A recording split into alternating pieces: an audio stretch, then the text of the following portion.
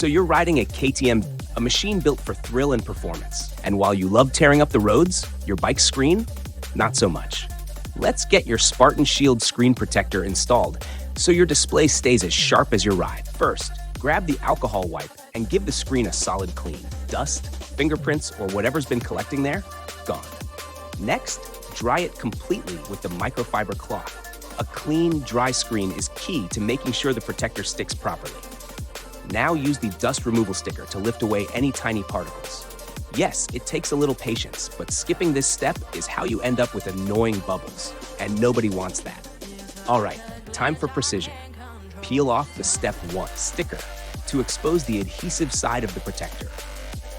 The green is compact, so take a moment to align it properly before sticking it down, because once it's on, there's no going back. Now, press it down from the center, letting it settle smoothly. Use your fingers or the squeegee to work out any bubbles, gently but firmly. Finally, peel off the Step 2 sticker, and there you have it, a spotless, scratch-resistant, and crystal clear screen.